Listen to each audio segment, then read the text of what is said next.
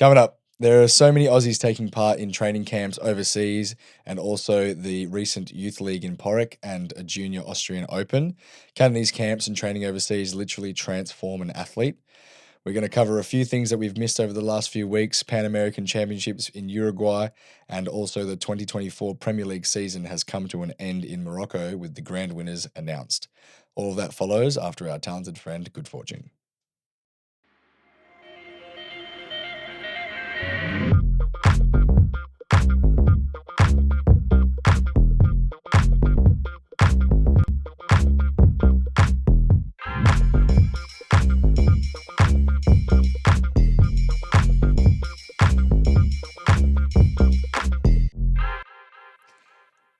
Welcome back to the Kaizen Culture Pod, where we are keeping the conversation moving within Australian karate. My name is Mitchell Durham, and I'm here with Nathan Blockley and John Stainer.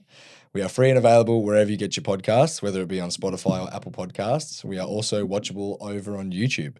Please give the podcast a rating if you are enjoying the content, and as always, please let us know your thoughts and opinions on anything you'd like us to talk about. Send us an email at kaizenculture.info@gmail.com or even sign up to our mailing list on our website at kaizenculture.org. Nailed it, mate. You did well. I was You have very not lost happy. your touch. Not lost the touch after a few No, I haven't weeks. skipped a beat. It feels like, once again, it's been so long since we've been here. I was hoping you'd do it in Greek. Great. Yeah. Man, the amount of times I've been trying to get the tongue movements moving for the accent, it's tough. It is very tough. You are really good at it, though. I remember that was Thanks. one thing. You're a lot better than I was, how to put it that way. It's knowing His tongue movements. Oh, come on, John. Settle, right? I really set you guys up for that one. Sorry, that's my bad. Jeez. Yeah, no, Do we Greece need was to restart this? no, we're not restarting. No, Greece was awesome. Greece was wicked. Spent 2 weeks there after the Premier League in Morocco, and just trained with the head coach Spiros Magriotopoulos. Well done. Got that. I see what you mean. Yeah. Nathan and I trained there in 2017 for a good while, and I just thought to myself, like, I want to get back there, and just why not? Stop in on the way home. From Morocco. It was really like personalised training as well, which was good because it's not a huge club. No. It was different to a training camp or just training with the club during their normal training season. And yeah, a lot of different stuff as well. Like I remember we did track quite a few times. Yeah. You had that membership to the local track, and we were doing like hurdles and little sprints as well. And it was great cross training. I understand why you wanted to get back there. It's good I think it's good to go back to somewhere where you're familiar with as well, because when you go to a training camp or train overseas, the starting part is just getting to know the athletes, getting to know the coaches. And I'm sure going back, the Spiros would have seen you in Morocco as well and seen you compete. And he probably would have had some ideas and things that he feels are valuable for you, Yeah, he's not afraid to speak his mind, that's for sure. Far out. I felt like I was getting grilled for 2 weeks straight, but he's so good. Like, you can see why he's the head coach. He's got a really good karate brain, and he just sees the game in such detail. And he's just, like you said, not afraid to tell you how it is. He just yells at you and makes you work really, really hard. It's really good as well because I think my style of fighting suits what he teaches as well for his athletes and his club. He straight away said, like, this is the style that we're training. If you like it and if you want to adopt it, like, you can take it. If you don't like it, don't use it. And I'm like, actually, this fits in pretty well with what I actually like to score with and how I fight. So, but we were just cleaning up a few things tactically and just decision-making moments within the match, not necessarily how to do a 1-2 attack technically. I think I'd like to say I'm not bad at my techniques. It's more just decision-making and sharpening the skills that way, and when to use what exactly. So, yeah, I thought it was really valuable for him to have his little input. And, they're on a bit of a summer break at the moment. They're still training, but they're not really focusing on comps. And so I was really lucky he just tailored all the training to what he thought that I needed. That's awesome. It was wicked. Sounds so personalized. Yeah, it was useful. bloody awesome. Yeah, you were talking how they see the game like very analytically, and it's like a game of chess. Yeah, you know, like you make a move, and then your opponent will respond to that move in whichever way that they do, and you need to pick the right move after that. Yeah, to punish them or to avoid a potential score against you. So it's good to have those different kinds of thought trains and explore those and see what works for you, and clearly it did. So yeah, well, hopefully, I mean, now I can, I've taken the concepts and sort of jotted them down and trying to implement that into my day-to-day training. We do that on the daily, but just to try and be more aware of it and conscious of it, especially on competition day as well. I think it's hopefully be pretty good for the rest of the year. But yeah. So one of my favorite, one of the questions I've been looking forward to about this podcast is, can a training camp or training overseas change an athlete like completely on a dime? Because I remember in 2017 when I did my first one with you, during the lead up, I remember heaps of Australian coaches coming up to me and saying, I think it was more afterwards, but it was like, oh, you must be a completely different fighter now. Like a completely different, because it was a good 5 to 6 month stint of training overseas and doing these training camps. And they were like, you must be a completely different fighter. And I honestly didn't feel like a completely different fighter. And I think I learned a lot of lessons over there and I brought a lot back to the club, but it was in the time after the training overseas and the training camp that I actually started to implement those changes and feel out what I learned over there and what worked for me. But I remember at Nationals, people were expecting, me to go out there and completely wipe the floor with everybody just because I'd trained overseas for a bit. And it wasn't the case, How long is a training camp, right? Is it 4 days, 2 weeks? Like, no one's going to become completely different in that time. But hopefully it's an eye-opener if you go to the right one. Yeah.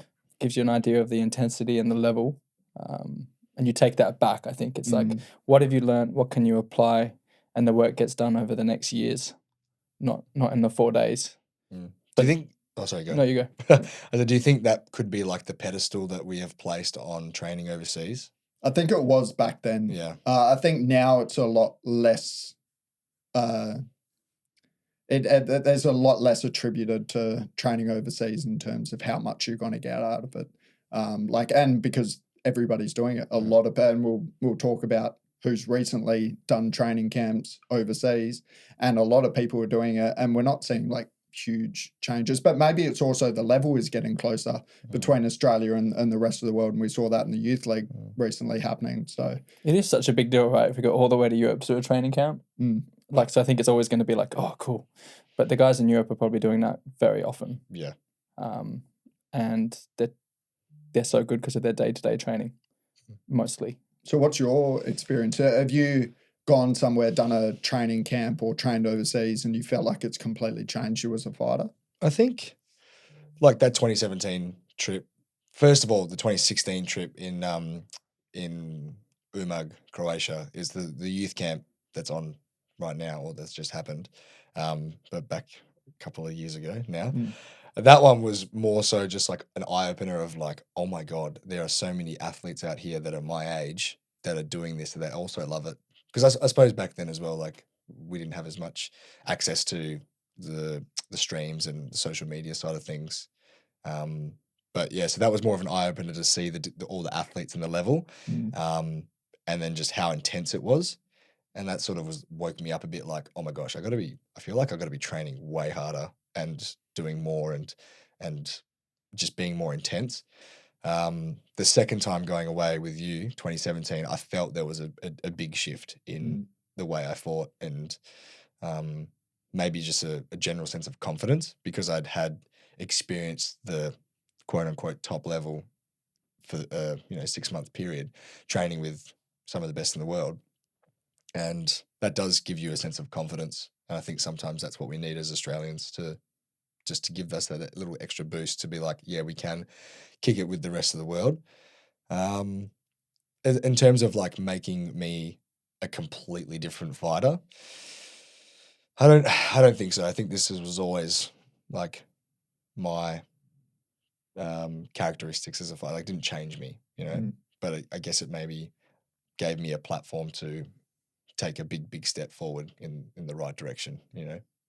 Yeah, I think that might be a difference as well, because as you said, you had Umag the year before we went away. Yeah. When we went away, it was my first international experience ever, and it wasn't like a youth league. It wasn't like the training camp.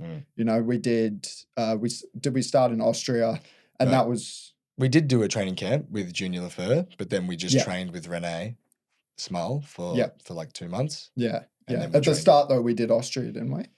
Can't remember. Okay. Oh, a competition. Yeah. It was a mixture of competitions, and I think the main thing I hear you're getting at is like the difference between a training camp, seminars type thing, and then just training overseas with high caliber athletes. I think there's a huge difference there. I love training camps because it's fun and there's a lot of athletes and great coaches and great like world champions that will take seminars. But there is a difference between that and then just training in the day-to-day life of someone that's overseas. What's the pros and cons between the two, you reckon? I think the pros of a seminar training camp is like the fun, exciting, like you get to see the little insights and the intricacies of what they're teaching, and they will make it fun and interactive, and it's very, I don't know, it's a big energy around it. Yeah, you most likely have like 4 world champions and a couple of other, you know, Premier League medalists doing the coaching, and that's got to be eye-opening to anyone. You know? And attached to that, you've got like 500 athletes that are also trying to soak up. Yeah, it's nuts, right? But the cons of that is you've got the 500 athletes there, and sometimes it might not be as specific as you'd like it. Yeah, you can't take the same session to 500 athletes that you take to 5 or 10, 15. Very cool though to meet 4 world champions and get some autographs. But like you have the ability to meet some really, really cool people. But yeah, training a regular day-to-day life in Europe, I feel like there's more honing your skills, or the smaller training camps as well, especially where they're a bit more specific and focused. I feel like I'm not going to say more valuable because it depends where you place your value. It's just different. How long do you think to get that kind of, do you need to go and live in a city and train with someone? Like what's the... Tough question. Could you get it in a week? I think a week is tough, especially like traveling all the way from Australia. Like the travel time has a big effect. I think 2 weeks is like a minimum. Like for me, I would love to have spent like a month in Greece, but I just can't do it. You know, 2 weeks was my maximum. I could take time off and all that sort of stuff, but and that was 2 weeks coming back to a place as well. That wasn't like your first time there. Exactly. You know? So they were familiar with me, and so they knew what I was about. So there was no like buffer period of like getting to know whether you're a good guy or not. You know, whether you can actually train hard, because that's a big thing. Like if you're going to go train overseas, for me, I'm like, you know, I've got a big responsibility here for like Australia's name. You know, how many times have you had someone come to your dojo from another country, like Jordan, right? Yeah. Irish guy. He's come to train. If he trains like a slob, I'm going to think for the rest of my life, Irish people train like really, really Throw him bad. under the bus. Let us know. No. But, it is right. And when you're there, I haven't trained overseas, but I went to train over East a few times, and it's like you're trying to get in as much training as you can at the same time. Yeah. So sometimes you're doing 2 or 3 sessions a day, and I wasn't doing that when I was competing anyway. Back home on regular training, so it's nuts physically what you put yourself through, and there's that mental thing of I'm putting myself in front of new people, representing Australia or whoever I'm coming to represent. You don't want that to look, you know, you don't want to leave with a bad impression. That's it. Yeah, hopefully those Australians training in Turkey recently have been, you know, putting a good stead for Australia. That was really exciting, you know. So we had Ali Lorenz, Jack Stosius, Tom Foreman, and Kaizen Standish go train with OK Upra, and world champion Tubi Yakan, bronze medalist and Olympic medalist, Olympian Ray Samdan, and Fatima Yenin. And I think there was a few vice world champion last year. Oh yeah, she got second. Yeah, 3 incredible caliber. And it didn't look like a huge training camp. It didn't at all. It honestly looked like those 3. Array and the Australians. Like who else was there? Yeah, they must have got a great gig. So now that's what I'm talking about. They must have done some really, really specific stuff, and that would have been so valuable. You know, and it was a long time. Yeah, it was. Yeah, and OK comes to Australia quite a bit. Hey, yeah. Quite a bit. Yeah. Yeah. And then is it Alex who's training? Yeah, Alex and I did a bit of a tag team swap over. I left Greece and he came to Greece. He's training with the Xenos Brothers training camp. I think they've got like a 2-week or 1-week training camp. That's a lot of Aussies training overseas. Yeah. In one time. Feels big. And a 1-week training camp. For what? For the Xenos Brothers. I think so. Yeah, wow. Well, because usually like a weekend. I mean the Junior Lafer camp, that was 2 days, yeah? Yeah, it was, 2 days. Yeah, like a lot of these are only a couple of days. So having a week training camp. I think it's a week. Don't quote me on that. Yeah. Well, I'd love to know if it was a week because that sort of length of time is so much more valuable than 2 weeks, you feel, because you can get a full progression of what they're trying to aim for the camp. Because I assume you get it with the youth leagues as well, but you've got 6 different coaches, 7 different coaches. Sure. Whereas the Xenos Brothers, I'm sure they fight and think and coach quite similar. So it's again, if it matches your fighting style, having a week of that would be very valuable instead of just 2 days where you sort of get a peek behind the curtains of what they're all about and how they train, and then all of a sudden it's done. These athletes as well, a few of them are overseas training, but then there's this other section of athletes that are all overseas doing these comps. Yeah, and it feels like some of the Aussies, especially the junior under 21s, are really like taking it on head on. There was the Junior Austrian Open a week ago or something like that, 2 weeks ago, and then the training camp in Porridge, and then the youth league competition attached to that. So just doing all of that in a row. What a great trip. And I think so many of them did both, which is awesome. Yeah. We've been like harping on about that a little bit, but like it's great to see that people, if they were able to, hit a level comp like Austria, got the training camp and another comp. They must have listened to your little segment on the podcast. Yeah, you're welcome, guys. You guys should all thank John, thank me tips in the comments. Yeah. So we have a few athletes here in Austria. We had Tanisha, who got a 3rd place, 2 3rd places. Ali Lorenz taking the gold and also a silver medal in the Open. Is that correct? Yes. And incredible. She had a few wins. What's that? Win versus Hungary, win versus Norway, and then win versus Hungary again. And she's scoring 2 points, 4 points, 4 points. That's a very good show out and first place, Wow.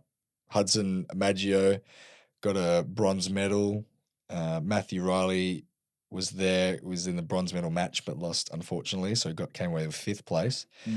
Leonardo also with the 5th place, but then got a 3rd bronze medal must have been the Open. Yeah, the Open. Yeah, again, 2 wins and a loss, but he still was very competitive and 3rd place in an Open division. I think he was. Him and Ali, I believe, were the only 2 who medalled in the Open. Wow, which is cool to say. That is really cool. Jack Stosius with the bronze medal. James Simone, bronze medal again. Jada Gledhill, bronze medal.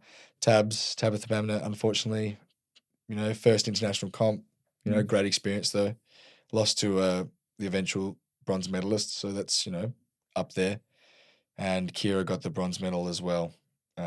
So this is such a great tournament. Oh, the male junior team as well. They won. Got gold. Austria. Yeah. 18-7. I assume that's points. Yeah. That's just what it said on Sport Data. Right. I don't know if it was 3-0 or 3-1. Just making up numbers now. Yeah, 18-7. 18-7. It doesn't say anything more. I swear it used to say like it was 3-1 instead of the whole points breakdown. Like, the points breakdown doesn't mean a whole lot. Yeah. That's so good to see so many Aussie medals overseas, like 10. These are 10 competitors. This is the type of tournament that we want to be hitting and, getting medals, at this type of event. There's 3 matches there, 4 matches there in each category. Like that is perfect for building confidence and getting rounds in. Like you said, at the level that you need. So then you can go into the next week feeling like, oh my gosh, like I did really well. I belong here. Yeah. That was wicked. And then I think the only people that came just for the youth league were Regis and Tom. Everyone else that I just mentioned all went to the youth league. Yeah. And your dad was there big part of it. We just were chatting to him before. Daddy Blockley. Yeah. Daddy Blockley. Yeah, so he was the only coach there. Really? For all the Australian athletes. He just went for Tabitha, Kira, and Jada, who were Yosk and his club.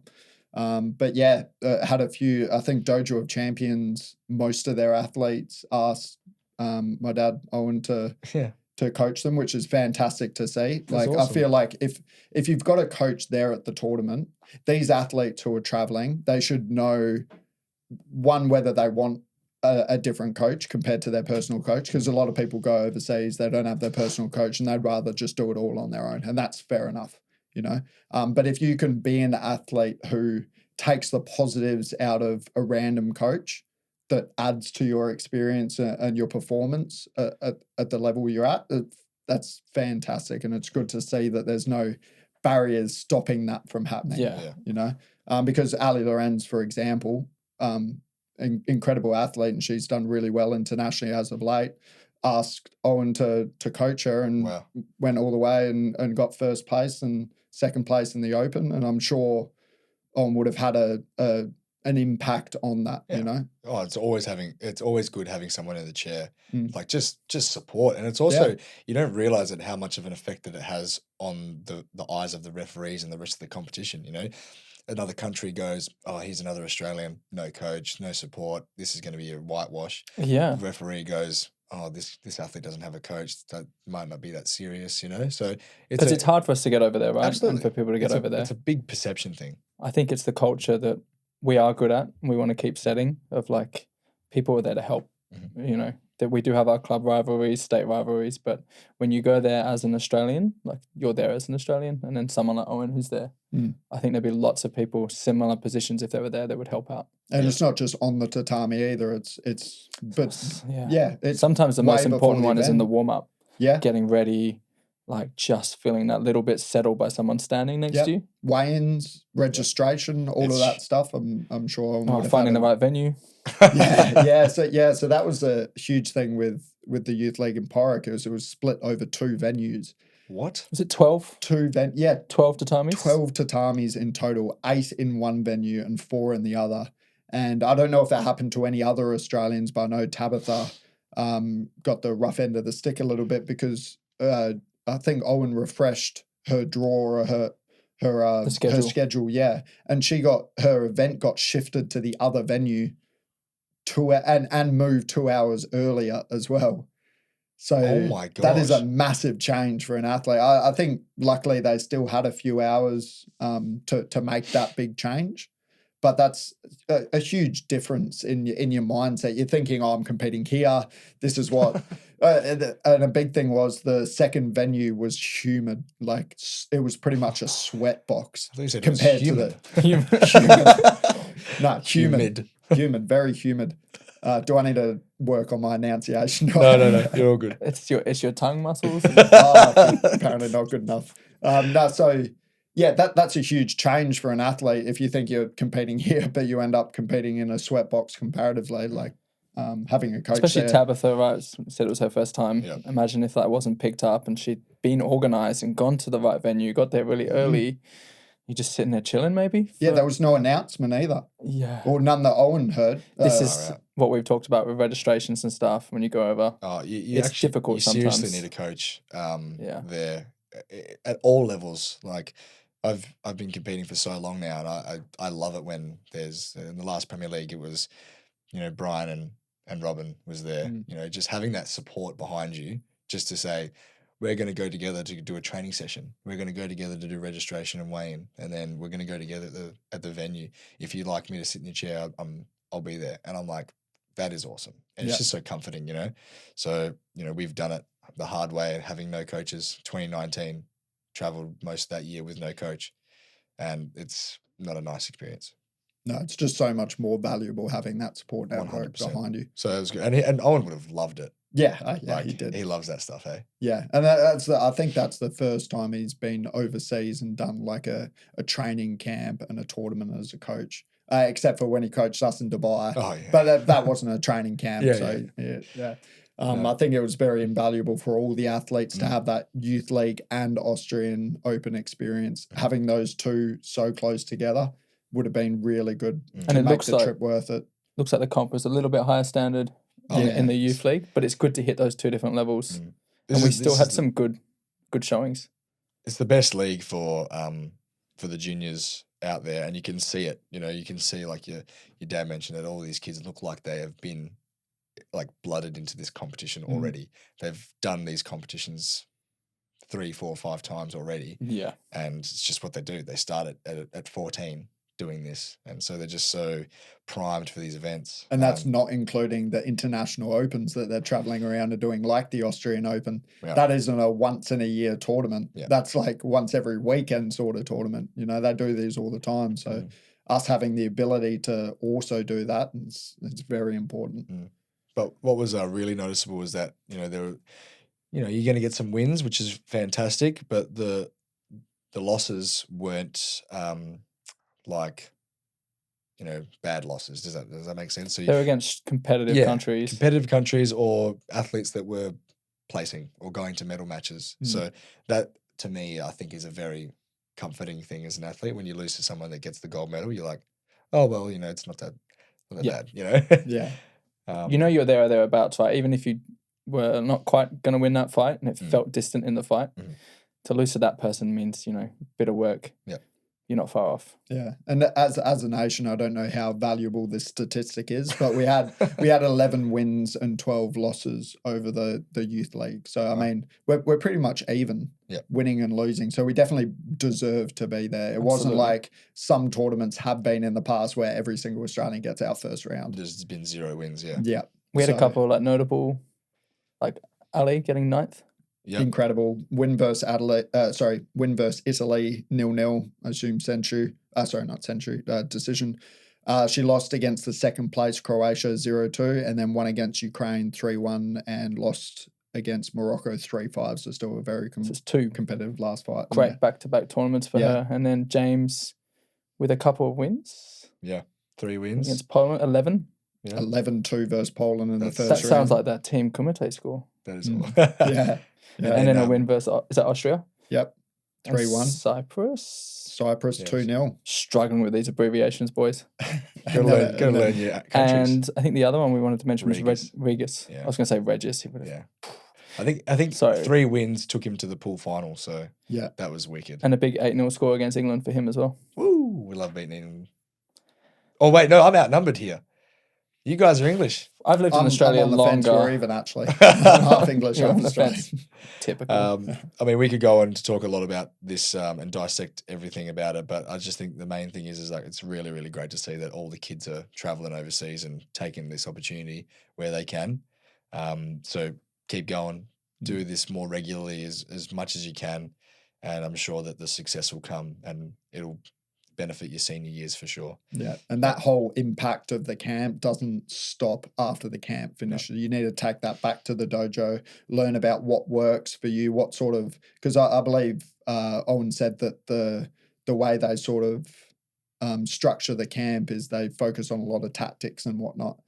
So you and different world champions fight different ways, so you need to know what works for you and what doesn't. So bring it back to the dojo. Absolutely. Nice work. Take a little short break and we'll cover some stuff that we missed.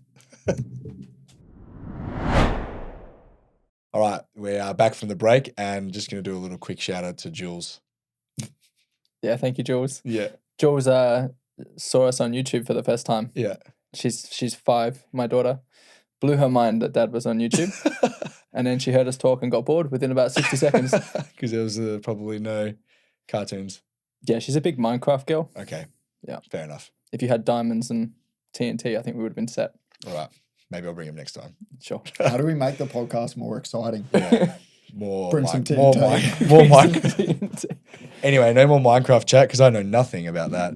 What do we got here? So we've missed a few things from that's happened in the karate world. We've just, been busy and we just haven't talked about it. But the Pan Americans happened God knows how long ago. But that means that there were 3 more countries per division for the Team World Championships that qualified. So I'll just go through them. Female kata, Colombia, Brazil, and Peru. Female kumite, USA, Chile, and Ecuador. Male kata, Brazil, Colombia, and Peru. Oh, that's the same as female kata, but it's different order. Yeah. That's crazy.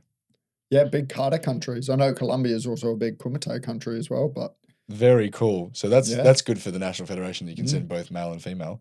And then the male kumite, USA, Brazil, and Colombia. So similar countries that are all qualified. Was that 5 different countries? Yeah. Chile, Ecuador, USA, Colombia, Peru, Brazil. Yeah, wow, very dominant countries there. Yeah, that's awesome. It's I just keep getting more and more excited about it because I just like. What's the buzz when you're overseas training? Is there buzz about this team world events? It's kind of like it's new, It's everyone is like, yeah, because a lot of countries are not involved, and so like Germany, the guys I'm talking to, they just don't care about it. Sucks in Germany. No one cares. Yeah. But the ones that have qualified, they're all very excited about it, Awesome. Clearly. And just waiting to find out about who's going to get the last couple of spots and how it's all going to go down. Because I think it's going to be pretty epic, I can't wait for it. The whole idea of a pool team event, because that's never been done before, just a team event that has pools. You're not out first round, and then if you do lose your first fight against a particular nation, you can still come back in the next 2. So it's going to be so cool. Yeah. Anything that you notice from Pan Americans that you want to mention at all? I think probably how massive Pan Americans is as a championships now. Like I don't think I've seen much media for the Asian championships. I believe it's quite big. It's huge. It's huge. You think it's bigger than Pan Americans? Yeah, for sure. Yeah, for sure. In terms of the spotlight countries and whatnot. I just think the sheer amount of countries and athletes that go. Yeah. And that attend. Yeah. Like I think individually, I think maybe Pan America, you maybe have like 3 rounds, 4 rounds, maybe. Yeah, I wish I had the numbers, because I think it was only like 350 odd athletes from 24 countries. So I suppose that's not a massive. Yeah. But the spectacle side of it, what you're saying, it has gotten bigger. The quality is good. Yeah. Yeah.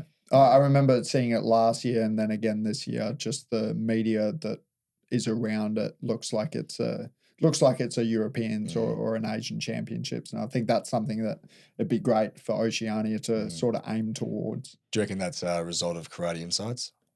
I think definitely helps. Yeah. And if maybe some other media company in the Australia Oceania region might be able to contribute. Would there be? Don't know if they define themselves as a media company, but I think they're a group like KC or something like that. KC? Kaizen? Kentucky chicken? Kaizen culture? Yes. Well, anyway, who knows what the future holds for Kaizen culture? Anyway. And it was live streamed, another huge thing. I think that's the first that step always for makes the Oceania. championships when you live stream it, I think. Needs to be live streamed. And oh man, they still haven't sorted out the live stream for these big events sometimes though. Like the one for the youth league just gone. The stream keeps stuffing up.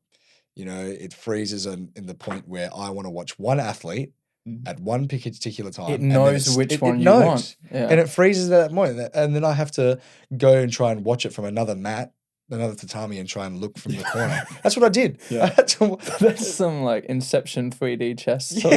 Which tatami can I get a view of that one? That's it. Yeah. So I just think, come on, guys. Surely it's 2024. Sort it out. And that's a youth league, but even at the Premier League level in Casablanca, there was no sound. I still don't. Yeah. For the rounds, oh, there was no sound. Not even just the live stuff. Watching it later and trying to find a fight still frustrates me. It's like people are talking about this fight. It's not easy to just find. I think that could be surely that's a pretty simple fix. Timestamp your it'd be videos. So effective. Just timestamp if you could do that. Yeah. It's hard when you have delays on the actual day. I mean, when it's not live anymore. You need AI, mate. You need some algorithm that can tell what countries' names are on the live stream as of current, and then just put it as a timestamp. Do you want to give that power to AI? You develop the code. I do, yeah. And help us out a bunch. You want that power, John. You're the one complaining about it. This is the solution. I didn't want to provide the solution. I just wanted to complain. Don't we all? Anyway, so the next one that we sort of missed was the last Premier League for the season, which is... Well, you didn't miss it. I was there. Yes, I was there. I didn't miss it. Missed talking about it. The Moroccan Premier League. It was good. It was an amazing spectacle. They always put on a really, really good show in Morocco. And we had you, Hannah, and Georgie, who represented Australia over there. And also Sean Lawrence, which was Georgie's dad, refereeing. Cool. Which was really cool. And yeah, like I said before, Sensei Robin and Sensei Brian were there helping out, coaching as well, which is so good. And it's just good to be with a group of people. We had so much fun being together, supporting one another, trying to cheer as loud as we can for, there's like two people cheering for one person. Sounds like a whole crowd, which is good because the Australian cheering is loud. Yeah, very loud. It was good, and then because it was the last Premier League for the season, they had the gala night to announce the grand winners, which was good. It was really, really nice. They had the Moroccan Federation, and I think like even the King had organised this. They did it last year when it was in Rabat.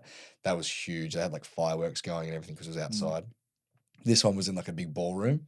A lot of athletes and coaches and referees went, and then there's all these other politicians and your usual gala. The formalities of a gala that were there. It was like, we have this person announcing the award, and then we have another person that's presenting the award, and then another person, and then we're like, oh man. Just so everybody can feel special. Yeah.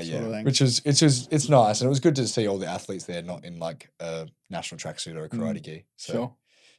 I think it's a great thing to have, and it's I'd assume it'd be great for the Moroccan Karate Federation to host that and make all these relationships about people just being involved. They announced it there. They said, the next Premier League season will be the same countries, I think, including Morocco being the last stop and having the gala night again. So Is that right? I think that's, it's happened. It's now It's now like a thing that they're just doing, They just do such a good job.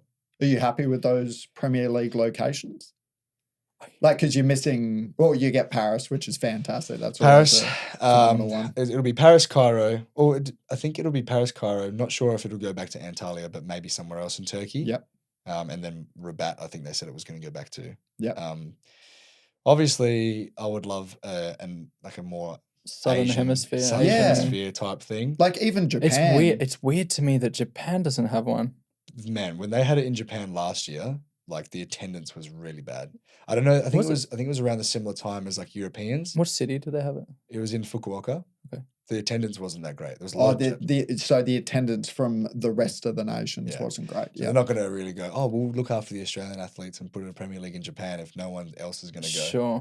Well, I mean, I think they should be though. There should be one. They should just make a blanket. These are the locations of the Premier League. They're equal for all participation. If you're from Europe and you don't want to make the trip, then that's Japan's got that like traditional historical, like the Budokan and Okinawa. Yeah, awesome. I've competed there. So Sick place to compete in. Yeah, I think just because most athletes are in Europe doesn't mean that the entire karate world should be restricted to Europe. Well, it's like two are in Africa. Yeah. Oh yeah, it's pretty much Europe. Morocco is like right at the north. It's all the same sort of line. Yeah, you're not putting it down in South Africa. Like, yeah. Well, I bet if you did, the attendance would be terrible as well. Well, they did the one in Dublin last year. Yeah. So I mean, a little bit different, but still Europe. I want Japan, and I want Pan America as well. It's crazy to me there's not one in Asia. Yeah, it is pretty nuts actually. Yeah. Japan, it is undoubtedly the home country of the sport. Yeah. You think it deserves a Premier League. And there were 4 Premier Leagues this year? Yeah. Only 4. Yeah. You feel like there should be more than 4 Premier Leagues in a year? Well, it's like how many Grand Slams of tennis you got? 5? 4. Fair enough. Plus the end of year Masters is a pretty big deal. How many Formula 1 races do you have? Yeah, like 20. Mate, they're racing every couple of weeks. Maybe we should be. Who's paying for that? They do 2 or 3 in a row sometimes. Yeah, they do. It's pretty crazy. So you think 4 is enough? Maybe 5 would be good if they had the same ones and then they just added an extra one, like you said in Asia. That was just more accessible for this side of the world. Maybe they add one in Pan America. Imagine one in Brazil. Well, they have one in Chile, a Series A. Yeah. They have Series A's everywhere, but I mean, you want the Premier League to be. It's hard when the top 32 countries that are competing regularly, they're majority in that sort of same section. But I think it is important to have an Asian Premier League. Anyway, We can't really make those decisions, No, can we? not at all. Maybe we can influence them. Jokes. What are the 5 steps to get this done? Exactly. Well, we don't have another half an hour of the pod, mate. Yeah. I can't. Sorry, mate. Can't start that. You'll just cut me off again. Still bitter. Damn. It's The resentment justifiably holds a grudge. Anyway, is there anything else we would like to talk about now, Nathan, that you've got the stage? All right, one more thing. All right. The top we've spoken about it before on a pod. The whole timing of the Premier League, how it's pretty much finishing before the European summer starts. Does it sound like this is going to be the way forward for the rest of the year? Did they say anything about the gala in terms of the dates? Is it going to be the same order or just the same countries? To be honest, I wasn't really paying attention too much. We didn't eat until like 11:30, so I was starving. You were hungry. Yeah, I was very hungry, and then they mentioned something about the Premier League. Anyway, but Okay, I think it's staying the same. It matches the season really well with the European schedule, and just it's odd having that like Premier League for the first half of the year, and then you don't have anything until the World Championships at the end of the year. It is a bit odd not having a Premier League. Like it's like having the World Championships at the start of the season. It's your big final event. Yeah. At the start. Yeah, you're right. It is odd because they're having their break now, and then they're like, "All right, let's train for the Worlds." That is really strange. It is very weird, I think, but that's what it's always been like. I guess for fighters, you can't have like a big Premier League a week or two before the Worlds with concussion rules and things like that. Dublin like a month before? September, and then the Worlds was in October. Yeah. It's interesting. It's something that Aussies need to take into consideration now, and that's what we mentioned before is sometimes maybe we can't afford to be missing these January tournaments. Yeah, well, I'm having to look at doing Paris next year, just with how tight the schedule is going to be probably, the back or at the start of the year, and there'll be not much going on in the end of the year. So that's something you just got to weigh up and you got to deal with it. I can't wait till the full WKF calendar. I think that should be an entire pod episode, hey, when the WKF calendar comes out. I like that. Let's do it. Yeah. Cool. Yeah, I'm really excited for that. But no, I'm happy to move on to the grand winners. Just mention them. Or do you want to read them out? Yeah, so we've got female kata Maho Ono from Japan, male kata Kakeru Nishiyama from Japan, surprise, surprise. Male kumite take 75, Abdul Abdelaziz, Egypt. I think. Can I just say, he won all 4. Yeah, that's nuts. He won all 4. So he's still flawless. I think he's flawless since Worlds. Yeah, he hasn't lost a fight, which is just insane. I'm actually pretty sure it was one of the kata. Was it Nishiyama that also won all 4? No, quite potentially. Or is it Maho? Anyway, I think Maho Ono missed 1 or 2, or 1 or something like that. I don't know. Anyway, continue. Female kumite take 61, Reem Karmas from Germany. Male kumite under 60 kilograms, Hiromu Hashimoto from Japan. Female kumite take 50, Moldir Zangbirbe from Kazakhstan. Male kumite take 84 kilograms, Youssef Badawi from Egypt. Female kumite take 55, Valentina Toro from Chile, the only Pan-American representation of these grand winners. Male kumite take 67, Said?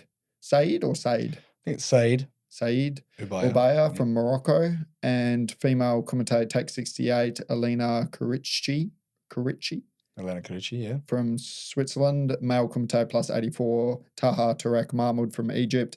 Female kumite plus 68, Maria Torres from Spain. Nice work. Thank you. That was pretty much the gala night, wrapped up in 2 Presented minutes. by Nathan Buckley. And that's awesome. And we're going to eat now? He does get hangry. Gotta feed him. It's good. I like I love the grand winner concept. It made the last Premier League pretty interesting because there was a few matches or medal matches that were like deciding the grand winner. Like I think Hashimoto and where's he from? Kuwait. What's his name? Shaban, yeah.